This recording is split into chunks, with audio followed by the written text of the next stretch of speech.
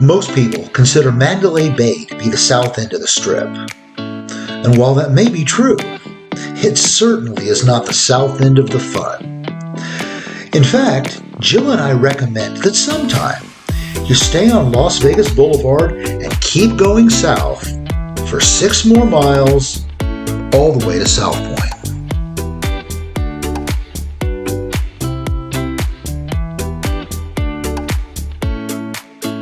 South Point hits the 5 key criteria that make it a true locals casino.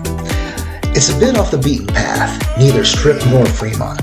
It has a movie theater, it has a bowling alley, it has something for the kids, and for the most part, it's less expensive. Well, while South Point hits all of those benchmarks, just look at this place. This place could be a center Strip resort.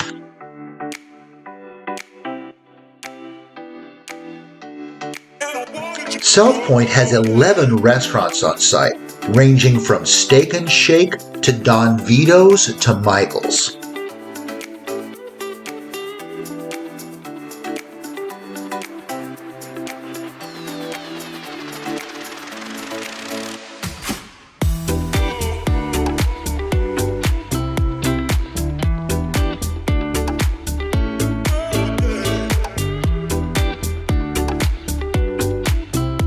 The Vegas Stats and Information Network broadcast studios are located right in the middle of the casino floor.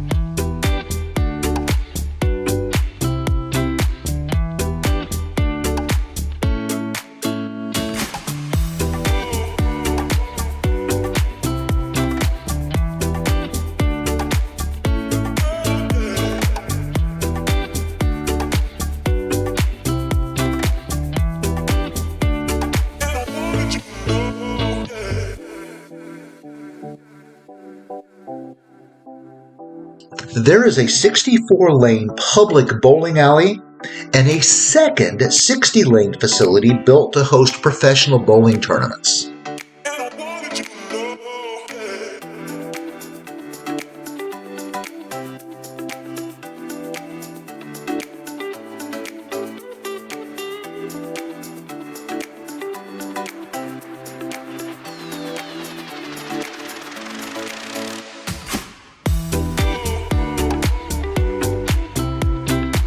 It has what is arguably the nicest indoor equestrian facility in the United States, with over 4,600 permanent seats and air-conditioned horse stalls.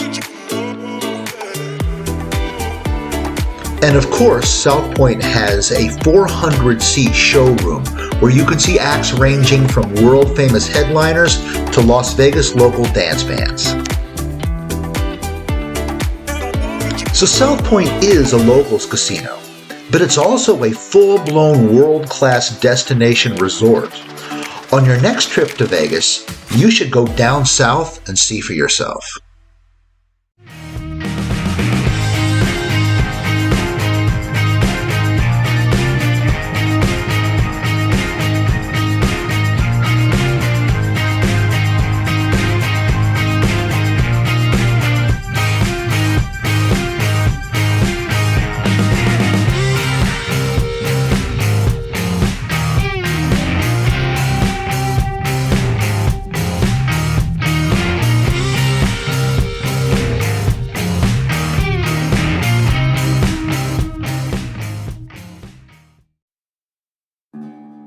Las Vegas is an island.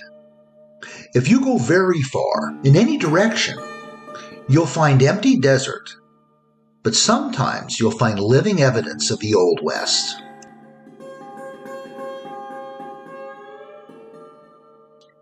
The crossroads of Eldorado Canyon and the Colorado River is one of the greatest true Wild West places of all times.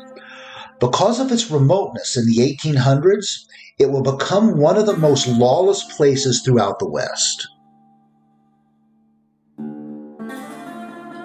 It seemed friendly and welcoming to us, so we thought we'd stop by for a visit.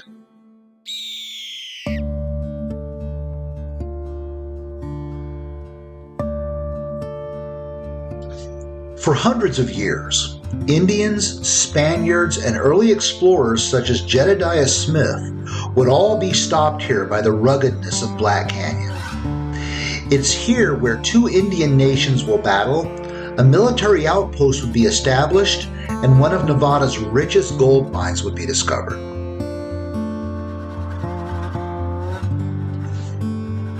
Prospecting started here around 1857. But in April 1861, as the American Civil War began, word got out that silver and even some gold had been discovered by John Moss in what would eventually become known as the Eldorado Canyon.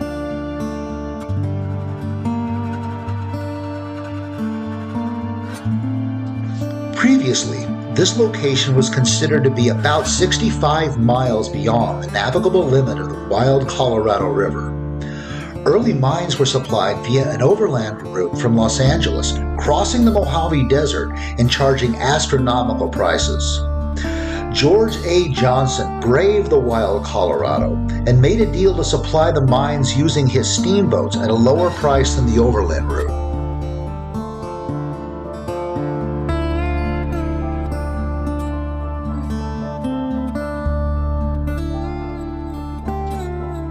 But this new, less expensive supply route did absolutely nothing to tame the wild Eldorado Valley.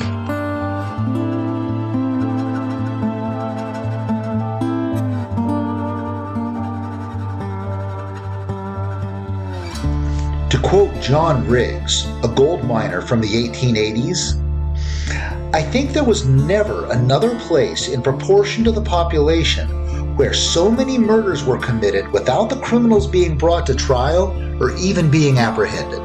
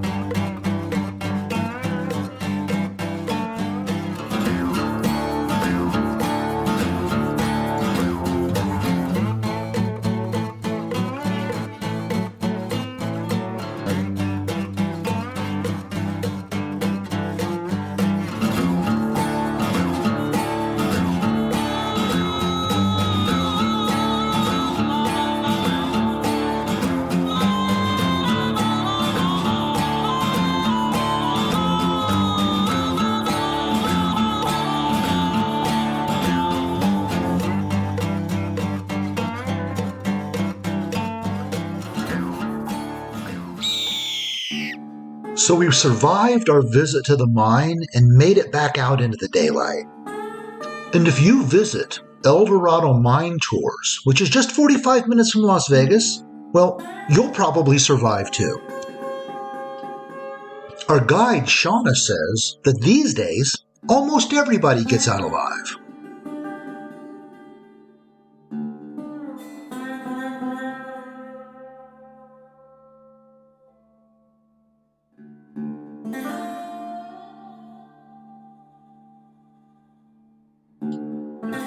But our hosts here seem to take closing time pretty seriously.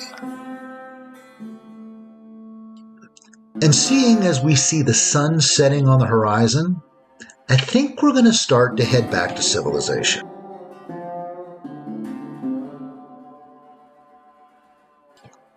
So you too should visit Eldorado Mine Tours in Nelson, Nevada. Just don't be here after dark.